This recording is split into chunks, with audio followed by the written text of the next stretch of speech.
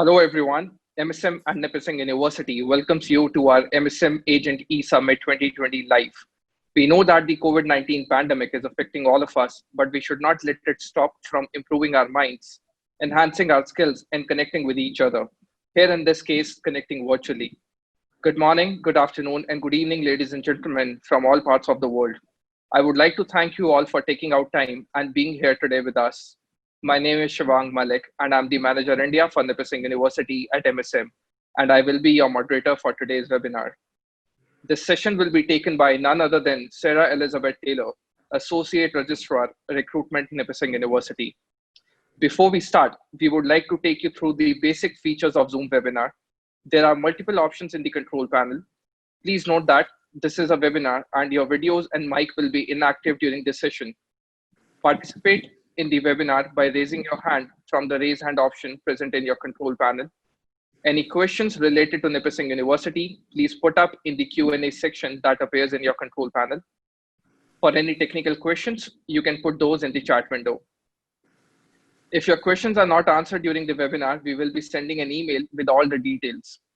Handing over to Sarah to start the presentation. I hope you enjoy our exclusive webinar for Nipissing University. Over to you, Sarah. Thank you, Shivang, and thank you for everyone who's joining us. I hope you're having a lovely afternoon if you're over in India, and if you happen to be based somewhere in Canada, then good morning to you there.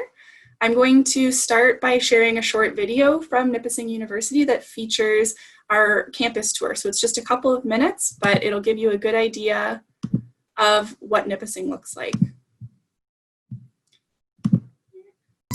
Motivated students just like you choose Nipissing because of our welcoming environment, small, interactive classes, approachable, supportive professors, outstanding services for students, and because we have some of the best residences in the country.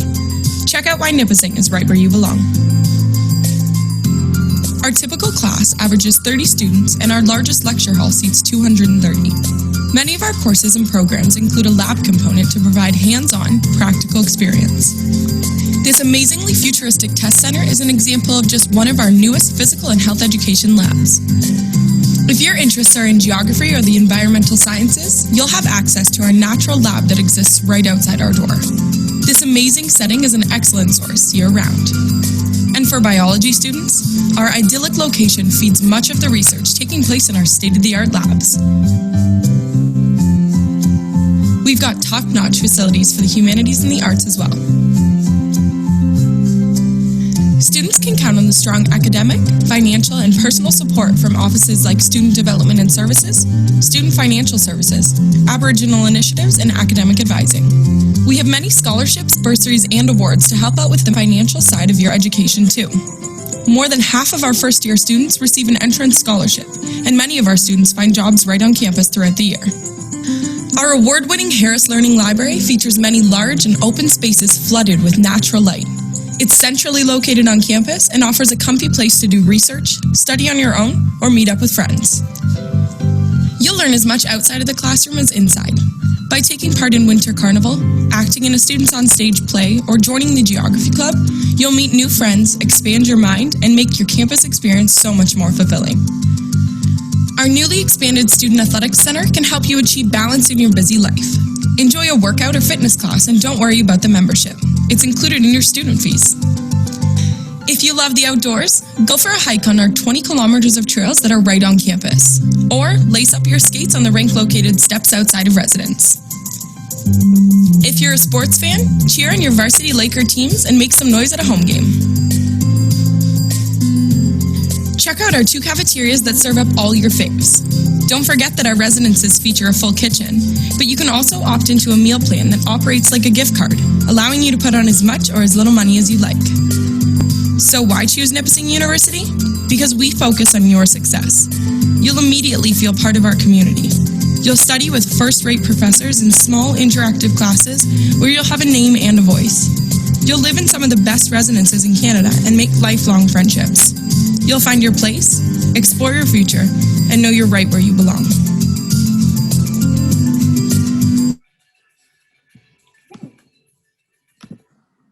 So that gives you a little bit of a glimpse of Nipissing University, some of the spaces that we have, and tells you a little bit about our university and how we approach post-secondary education. I'm going to share my screen again now and share a PowerPoint presentation where we'll go through some of the information about the institution, the programs that we offer, financial aid, and all of those pieces.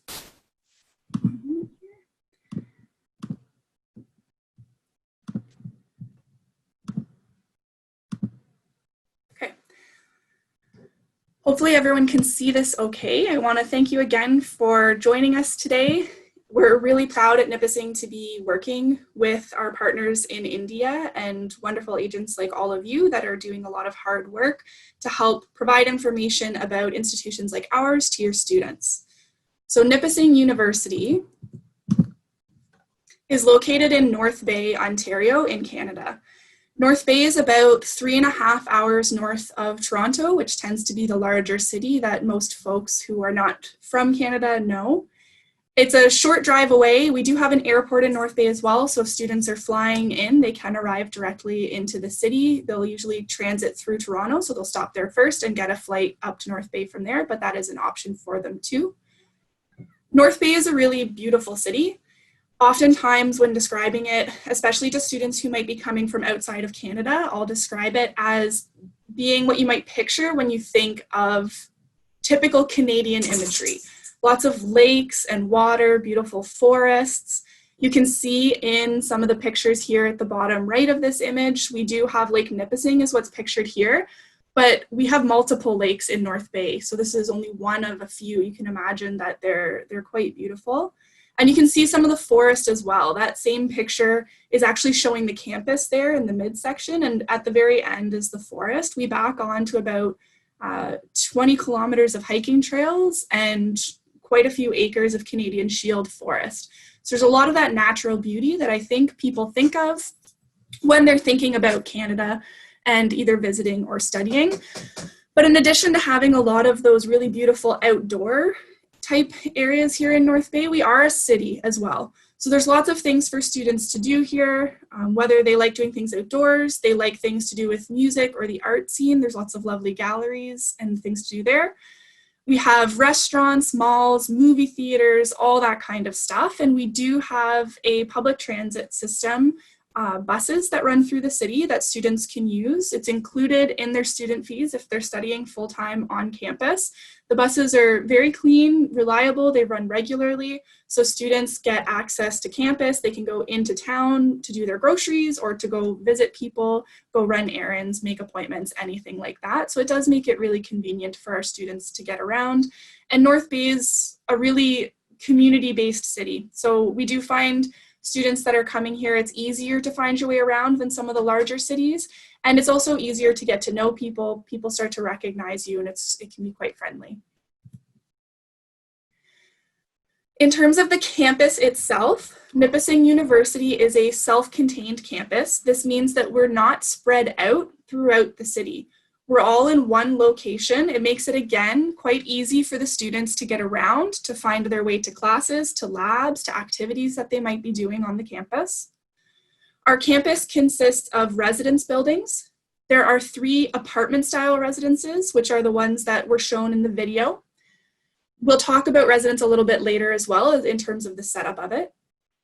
There's also a few what we call townhouse residences, which are generally for upper year students, and they're just set up a little bit differently than the apartments are. We have an athletic facility, which was featured in the video, and you can see a small picture of the lab there as well, and some of the gym facilities there that students can use. We have a library, beautiful, big, open, lots of resources, computers for students to use, books, help with any kind of writing, citation, things like that from the wonderful staff there. There's the monastery, which is used primarily for our fine arts students and for studio space. We have our education center, which is where the majority of the classroom space and lab spaces are. And then in the bottom right-hand corner of this page, you can see an architect's rendering of a new building that's under construction right now, and this is our student center. This is still predicted to be open coming sometime this fall. It was supposed to be the beginning of the fall, but with COVID, the construction was delayed a little bit. They are still anticipating that it will be open before the end of this first term and exams. But that's a space that's dedicated entirely to students. And so it was spearheaded largely by our student union. They'll have their offices in there, and I'll touch on them a little bit later as well. There's lots of open space for studying, for hanging out. There's going to be places to get food, a student socialization space. So it's really a building that's just for students. There aren't classrooms in there. Professors don't have offices in there. It's a space dedicated to them. An important part of studying at Nipissing, or as you watched, an important part of Nipissing for us and our students is the student life, the community, and the involvement for them. And this echoes with our international students as well. When they come to Canada and they come to Nipissing, we want them to feel like a part of our community, to feel connected, and to feel supported while they're here. You can see a number of different images of things that students might get involved with as part of their student life at Nipissing. In the video, you saw a reference to getting involved with some of the things like the Frost Week or the Frost Week that happens. There's clubs, teams, athletics, whether people would like to play for fun in an intramural sport, or if they're competitive, if there's a student that would like to be considered for a varsity sport, that's possible as well. There's lots of different ways that students can make connections that really help them feel like they are a part of Nipissing's community, and it lends a lot to their education as well. A lot of our students get really strong academic education in the classroom and professional education, and getting involved outside of the classroom helps them to grow personally while they're here as well. Residences are one of our pride points. I would say we have some of the best residences in Canada. I did mention that we have 3 what are called apartment style buildings. I'm just going to see if I have the map here. So the apartment styles are 4 individual bedrooms with locking doors. So each student in our residences gets their own private bedroom. But those 4 bedrooms are attached to a common living room and kitchen space. So all of our students at Nipissing, anyone who lives in residence, we don't have any dorm style residences, those kind of traditional ones where it's just a bedroom and there's maybe 2 or 3 students that share the space. Every student has their own bedroom in all of our residences, and every student has access to a kitchen and a lounge space with those roommates. In the townhouse style, which I mentioned earlier, the difference really is that they're larger spaces, and instead of 4 students sharing, it's 6 students that are there, but the buildings themselves are a little bit bigger. They're set up as townhouses instead of apartment style. Most of our new students, if they are living in residence, live in the apartment style. The townhouse tends to be for upper year students. And our residence prices range from about $5,700 in the townhouse style to $6,500 for the apartment style.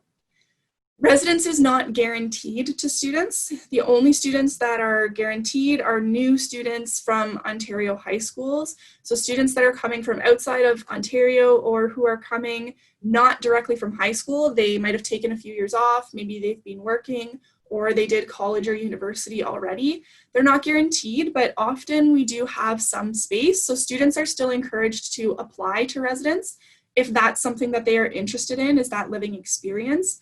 Because then we'll allot space based on the applications that we get from students.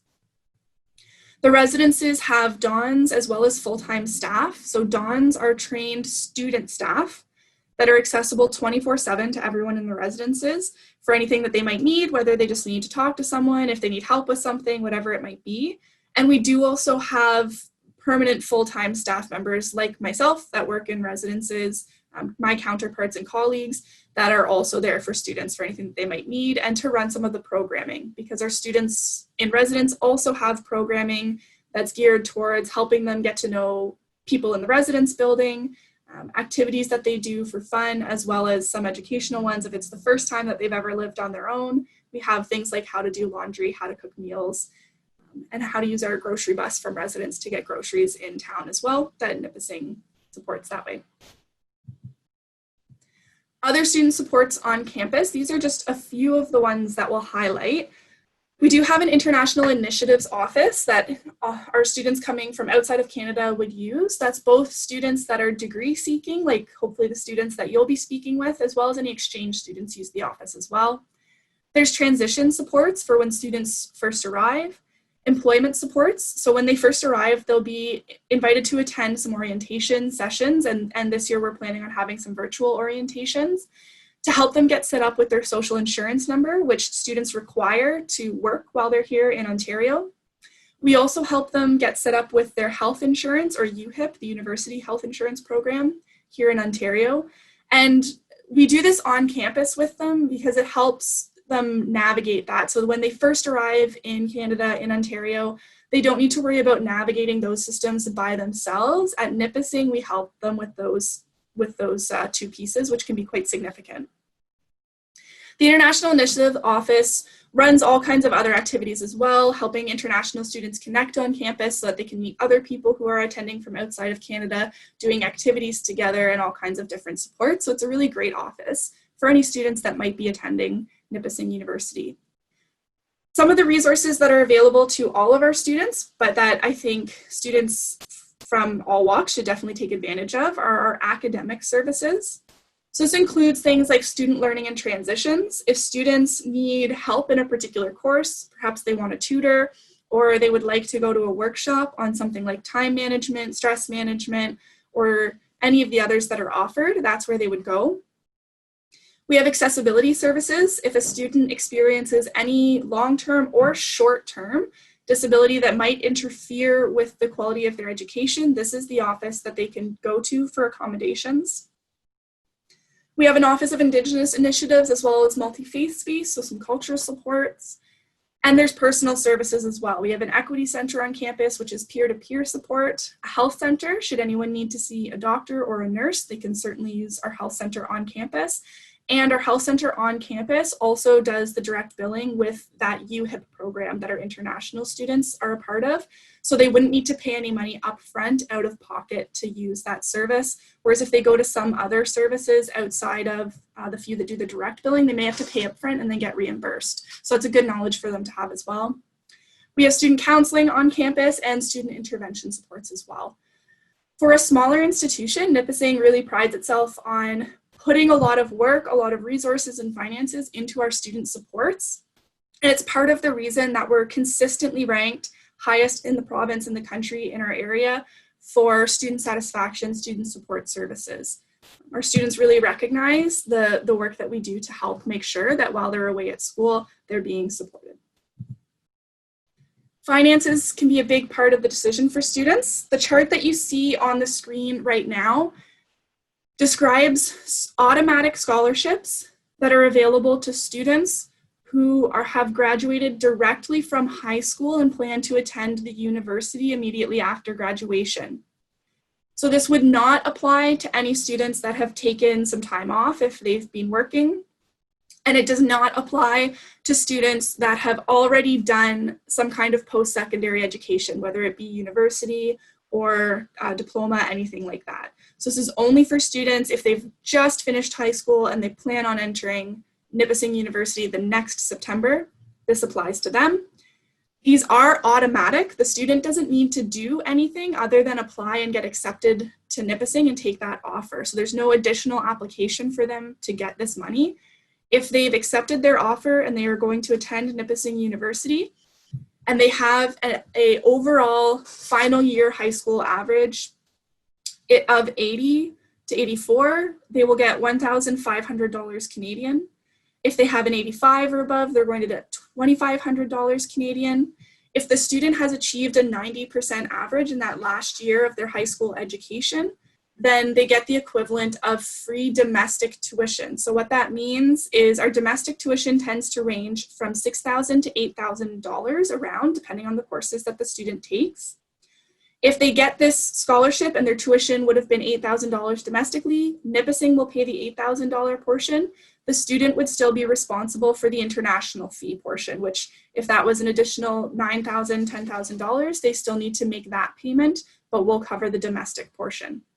What you're seeing in the third column, the fall-winter average year plus one, is what students need inside the university to maintain that scholarship. So that's the grade that they need to achieve to keep the money after that first year. There are other awards and bursaries. One of the scholarships that is applicable for international students is our Schulich Scholarship. this scholarship does require an application. So if you have a student that applies to Nipissing University for an education program, be that the Bachelor of Concurrent Education, Bachelor of Consecutive Education, which we'll talk about in a moment the difference, or Bachelor of Physical and Health Education, they are eligible to apply for this scholarship, but it is an additional form that they need to fill out before May 1st to be considered. The value is $7,000 Canadian. There's around 100 of these scholarships available. So I highly, highly encourage students applying to those programs to do the application because it is a significant amount of money that can help them. They do have to have a minimum of an 80% average in their coursework that they've been doing. And I will also point out if a student applies for the Schulich Scholarship and they're eligible for these entrance awards, in the first year, they can only hold one or the other, and we'd give them the higher value. So if a student is awarded free domestic tuition, but their tuition would come to say 6,000 Canadian dollars, but they also won the Schulich Scholarship, which is valued at 7,000 Canadian dollars, they'll receive the 7,000 Canadian dollars for the Schulich Award. And this is only 1 year. After that first year, they'll go back into this and they'll still receive their $3,000 each year after as if they had got that initial entrance award. Other funding options that are available for students. There's various opportunities to work both on and off campus. On campus is great because it's convenient, it's close to where their courses are, and folks on campus are really understanding around making sure students have time to study, book off time for their exams, anything that they might need in that sense. But there are wonderful opportunities off campus as well if students are looking for different types of work that maybe they're not finding on campus or for additional hours. We have in-course scholarships as well, which all of the international students are eligible for. This means that once they are actually studying at the university, so when they come, say, in September and they're a student enrolled in courses, they can do applications for in-course scholarships and they're eligible for those. It's based on performance at the university, and so there are a lot available to them there. And sometimes there are other external scholarships, so we always encourage students to look at other external scholarship sources outside of just the institution that they're applying to, because oftentimes there's lots of funding out there that is available to different types of students and not connected to any particular university. This gives a breakdown and a rough estimate of finances for an international student studying at Nipissing University. We do tend to have lower tuition than most other institutions in Ontario. You can see here on that first line, our estimated international student fees for tuition is around 19,000 Canadian dollars. That again includes both the domestic tuition and the international fee portion. All of the ancillary fees are things like that bus pass that we talked about earlier, access to the athletic center. If they choose to live in residence, as I said, it's around 5,700 to 6,500 Canadian dollars per academic year that they're in there. We estimate food for around 2,600. We do have meal plans available at Nipissing University, but they are not mandatory, which is different from most other institutions in Ontario, in our province. They are not mandatory at our institution because students have access to the kitchens in their residence buildings. All of our students live in apartments or houses that have kitchens, and we run a grocery bus a couple times a week to go into town to get groceries.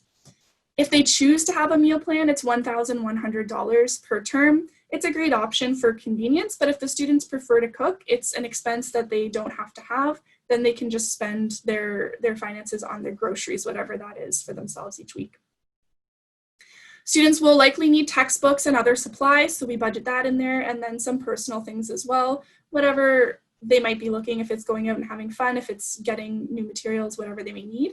So students should anticipate around $32,000, $33,000 a year to study at Nipissing University as an international student.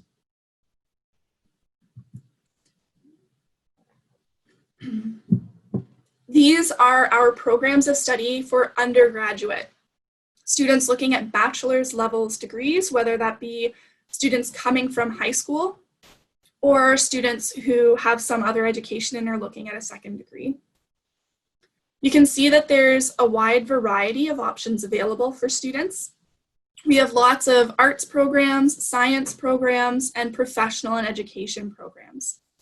Whether students are looking at studying things like history, English, geography, psychology, or fine arts.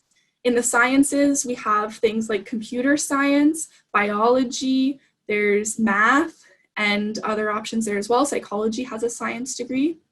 When it comes to professional studies, we have a Bachelor of Business Administration, as well as nursing is a popular program. Social work is another popular program. Nursing and social work both give students the education that they need and our education program to then apply to the professional governing bodies afterwards. So to be a social worker, to be a nurse, to be a teacher. There is one program that is not listed on here because it is brand new. We're only starting an intake this coming year, and that's our data science program. We're going to be doing a session in August, I believe, that will feature some of the professors from that program who will be able to give a lot more in-depth information about what that will look like, what students would be taking, how the program is structured, but it is going to be a brand new undergraduate program that may be of interest to some of our international students. The programs that you see on the screen right now are for students who already hold a university degree. The programs on the left-hand side are our post-baccalaureate programs. So these are business-focused programs.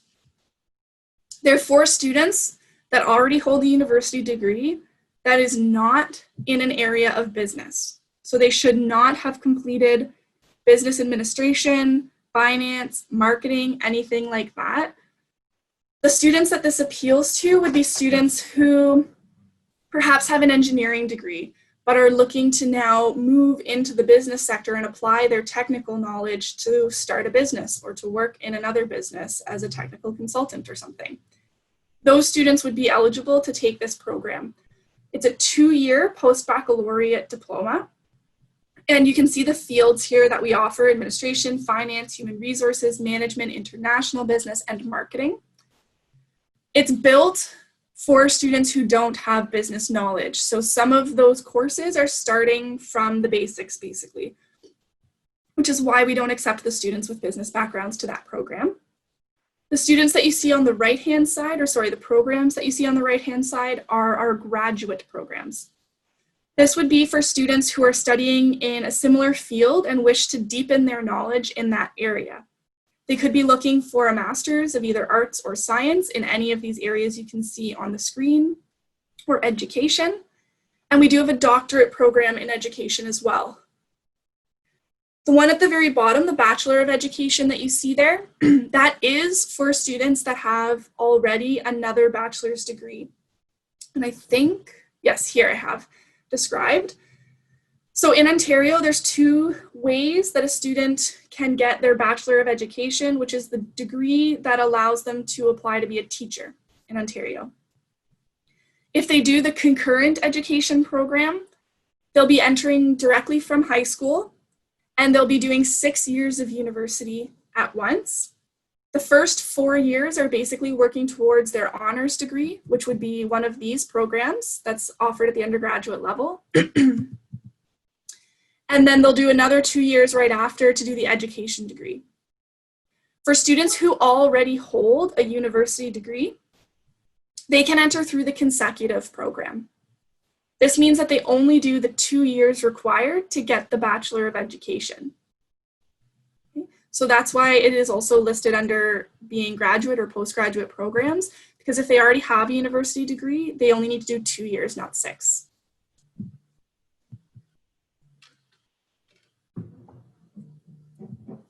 I did mention when we were speaking about the Schulich Scholarship, our School of Education is called the Schulich School of Education. It's an endowed school of education, and we have been teaching teachers for over 100 years at Nipissing University and in North Bay. It's a very well-known program, very well respected. Our teachers are often hired right after they've been graduated because they have a lot of really good skills and practice for the classroom. In addition to the concurrent and the consecutive program, the Schulich School of Education does also host the Bachelor of Physical and Health Education, which is one of those undergraduate programs. And again, it was also eligible for the Schulich Scholarship that we had spoken about earlier. In terms of admissions, we do all of our admissions through our India office. So hopefully you lovely folks will be able to get some students that you feel are a good fit for Nipissing University and encourage them to apply. We'll get the applications through our MSM office. We assess them and get them back. We have a goal turnaround time for undergraduate students of 15 days, basically business days. And then for graduate students, it does take longer. It can take several weeks because that application has to go through a committee for assessment as well. I hope that that's some good information about Nipissing and about some of the things you might have been curious for, things like finance, what the campus is like, the programs that we offer. If there are any questions, I am happy to address them now. Thank you so much, Sarah. We already have a number of really interesting questions that we hope to get to touch on at least a little bit. So in order to start, people are really excited to know how is the Nipissing University combating the current COVID-19 situation? What are the university measures in order to help the current students and the current classes that are happening right on campus? So Nipissing University, in line with the other Ontario universities, has moved to virtual only. It's how we finished our last term. From March until about the end of April is when students finished that last academic term. And we ran our summer, spring courses that way as well. So the term that runs from May until around now, June, July, we're all done online. So the students were not on campus for classes.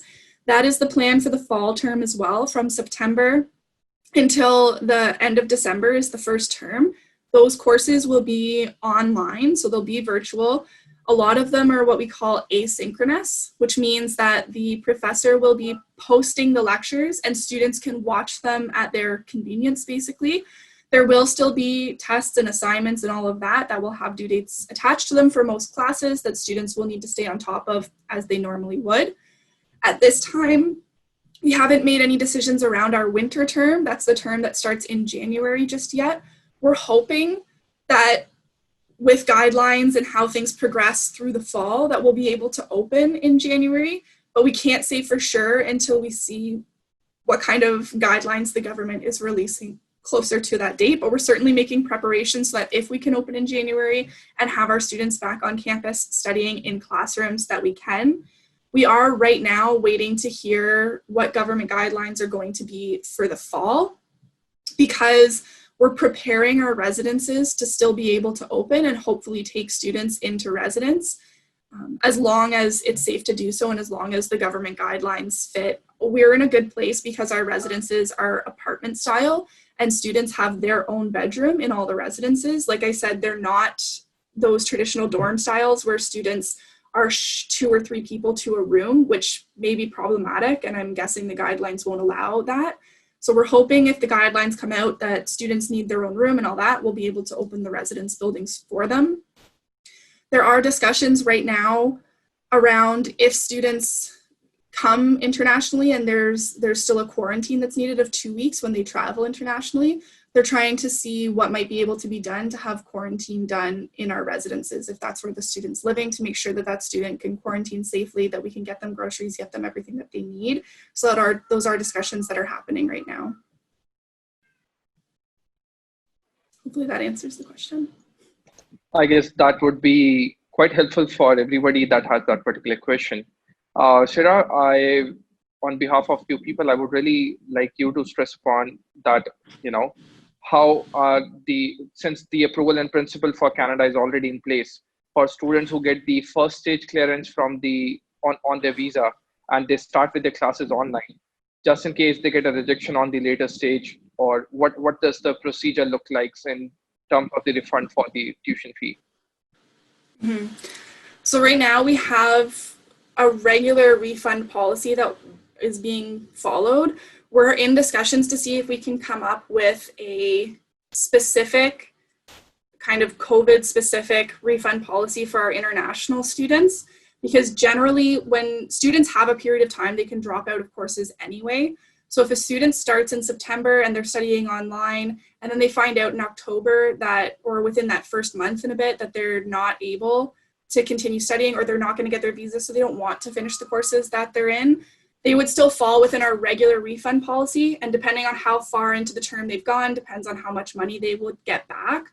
That refund policy tends to, I don't know the date off the top of my head, I think it's mid-end of October, is when they can still drop the course without academic penalty, but they would no longer get monetary refund back after a certain point. What we're discussing right now is the possibility of, specifically for those students that have their stage 1 visa approval and find out later in the term, past the normal refund date, that they're rejected in their stage 2, the possibility of trying to make a different refund schedule that would give them a certain percentage of their money back. It hasn't been confirmed yet. As soon as we have final details, those will be communicated through Siobhan and the India team to anyone that might have students interested in applying. It is something we're working towards, but we just need to come up with how that would impact and some parameters as well, because if the student has finished half of the course by the time that they find out that their visa is rejected, they likely wouldn't get all of their money back, because the university would need to make sure that we offset the cost that we had for running that course for the student in it. But we are trying to work towards getting them something back, if it's whatever percentage of their money we're able to do. But we'll give updates as soon as we have some final criteria for that and what students would need to provide to be able to take advantage of that, how long it'll last, all of those. Perfect. And if you can just press upon the eligibility requirements with the Duolingo score for students who want to go ahead with their Duolingo test for their language requirement, what can be the requirements for the same? The undergraduate is 110 and the graduate is 115. Okay. And if you can stress upon the requirements for PhD in education program at Nipissing. Is it the concurrent education? No, it's the doctorate in education. Oh, the PhD. Yeah. Sorry. Yeah. So students have to already hold degrees. So they should have a bachelor's degree and a master's degree before they apply to a PhD. The field of study does not necessarily need to be education, but it does need to be related to education. So we do have some students who will do the PhD in education, but their master's degree was in social justice or something else, and they're looking at a research project that melds those two together. So it could be how accessibility in classrooms impacts students or something like that. So as long as the student has an idea of what they're looking to study and it's related to education and pedagogy of education, how education is accessible to people, they would be a good candidate for the PhD. They should look on our website, preferably, at what some of the professors in the education program are studying, because for the PhD, they should try to make sure that their research interests align with the research that's being done at Nipissing University, that there's someone in our faculty of education who would be a good fit to be supervising that work and has an understanding of the type of work that they're trying to do. We do have, as I mentioned, our education is a really strong program. We have a wide range of faculty with a lot of different research interests. So chances are there is someone there that shares that interest, but the student should look into it.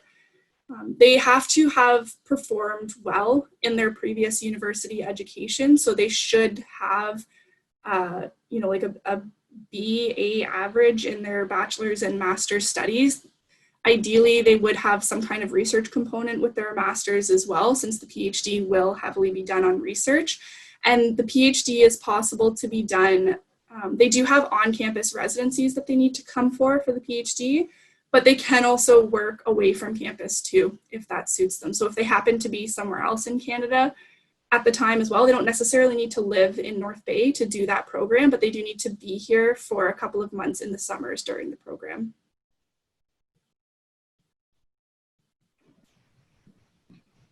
Perfect. And Shreya, people would want to know that what kind of part-time job opportunities are available in North Bay, and what is the student life ideally feels like? In terms of jobs, there's lots of different options. If the student is looking at working on campus, there's positions in the athletic center, in the library, there's positions with our team. We have student tour guides and students that work in our office to help us organize some of the events and activities that we run for future students. There's opportunities in the registrar's office advising, in international initiatives sometimes, in other areas as well. So whether the student is looking for experience in maybe the field of marketing, or if they want some administrative experience, there's different opportunities on campus for them there. Off campus and in North Bay, the city, there's also a wide range of opportunities. I know some students have found a lot of success getting employment at some of the bigger chains here, like Walmart does a lot of hiring for students, both our international students as well as our domestic students. There are lots of little kind of local stores as well that students can work at. We have some students that like to do like waitressing or working at restaurants. There's little coffee shops and things that a lot of the students will work at, but it depends really what they're looking for. There's lots of different options, whether they're looking for something kind of easy part-time, or if they're looking for something that's more resume building. There are businesses here that may have positions for them as well that have a little bit more involvement than just what a regular part-time student job might be. And in terms of student life, both on and off campus, like I said, community is a really big part of Nipissing as a university. We really want our students to feel like they belong here, they're connected, they have friends, they have supports, both academically and personally. And so a big part of that is helping make sure that they find ways that they can get involved that really suit them, that they're excited about. So the Office of International Initiatives does a lot of work to try to help connect international students with other international students so that they have some common ground there, but they also there's a lot of opportunities to connect with all of our students, international, domestic, wherever they might be from or whatever their backgrounds are. Some great ways to get involved are through our Nipissing University Student Union. This is a group of students that are elected by their peers to represent student interests on campus. So they advocate for students, but they also run all the different clubs that are available for students, and they do activities. This is the group that's in charge of Frosh Week, for instance, that first week of school when students attend Nipissing University, where they make an attempt to help the students get to know one another, get to know the campus so they know where their classes are, where the cafeteria is, if they need to go there, where the health center is, as well as getting to know North Bay so that they get to know where the grocery stores are, where Walmart is in North Bay, how you get around in North Bay. They run events through the year as well, and there's lots of different options. There's what I would call both high-key and low-key options. So whether a student is really outgoing and wants to do something really kind of loud, exciting, high energy, there's options for that. Or if the student is more relaxed, maybe a little bit more introverted and reserved, there's options for those as well. Things like movie nights, chat nights, board games, that kind of stuff. In terms of clubs and teams, there's lots of different options to suit different students' interests. So there's clubs that are geared towards continuing their academic and professional growth, if that's an area of interest for the student. Things like, for instance, our criminal justice has a criminal justice society. That's a student-run group that does things geared around and centered around the work that they do in their program, kind of expanding on that outwards so that they get more experience. There's also fun clubs as well. So things that students do together just for fun. There was an ice fishing club at one point that a student had made because that's something they were really passionate about. And that's something that if students are coming internationally, I think if they want to experience kind of stereotypical Canadian things, they should do skiing, skating, and maybe ice fishing while they're here in North Bay, which is something they might not be able to do in some other larger cities because we do have those beautiful lakes and everything around us. If there's something that a student is particularly passionate about that they would like to share with other students, they can also make new clubs very easily. All they have to do is go to the Nipissing University Student Union office. They get an application form. They need a few other students to sign that form to say they'd be interested in joining a club like that. And then the Nipissing University Student Union will provide some funding to those students for their club. So if you start a movie watching club, you can buy your snacks with money that you get from the student union. And so this is a way for students to find connections and on common ground with all other students, whether those connections are based on their future professional goals and getting experience that way, or based on just things that they really enjoy and finding common people on campus to de-stress with. There's lots of different options for students. Thanks a lot for explaining that in detail, Sarah. We just have a few more questions to go. So we have a question that what are the kind of placement assistance provided by the Nipissing University for the students? Is this for after graduation? Yes, for after graduation. Okay. We don't have placement of students after they graduate. By that I mean that when they finish, we aren't lining up a specific job for them, but what we do have is the Nipissing Promise program. This is a program that students do alongside their degree. It is 3 years long. So for instance, if they're doing the post-baccalaureate programs, which are 2 years, they can still participate in elements of the Promise program. They just can't take the end piece, which I'll talk about in a moment. So the piece that runs alongside their programming is free. They do need to register in it so that they get included in everything, but it gets them access to professional workshops to work on things like resume building, mock interviews. There's workshops on different professional skills. They get access to a career coach as well, so someone that will meet with them a few times a year to work on their professional goals, where they do want to be employed after they graduate and how they can work towards that, and a few other different things through as well. So really it's to help build them up professionally so that they're ready to be competitive in an Ontario and a Canadian career market at the end of university. We're so confident in the fact that that program is really preparing them for work, that if the student is doing a 3 or 4 year degree with us and they're doing all of the elements of this program during those 3 or 4 years, when they graduate, if they don't find career-related employment within 6 months, so something related to what they studied and what they were looking for, they can actually come back and do up to 1 year or 30 credits of tuition-free or domestic tuition-free for international students, of those free courses, basically, where the domestic tuition will be covered by us, and that would be to bolster their skills. We don't anticipate that students would need that aspect of it, but let's say if a student did fine art at Nipissing and they went through the whole program and they feel ready to find a career afterwards and find positions in galleries, but they're finding it maybe because the gallery is looking for someone who has more social media experience to help them promote themselves, that student after 6 months could come back to Nipissing and do business courses to help get that marketing experience that they feel like they're missing to be able to find that employment afterwards. Does that make sense?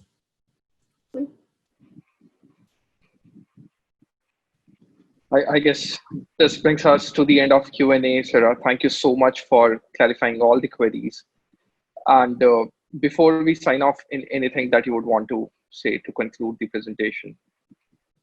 Yeah, I just want to say thank you again for joining us. We really appreciate your willingness to learn about Nipissing University and to present that information to students.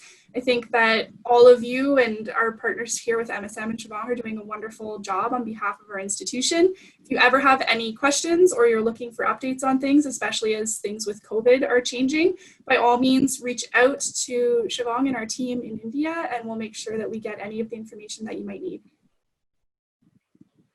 Thanks, Sarah, for this wonderful and insightful presentation. Before we sign off, we at MSM are super excited to introduce to agents eSummit 2020 Live, and I would request all of you to follow us on Facebook, LinkedIn, Instagram, and YouTube platform to stay updated on our upcoming events.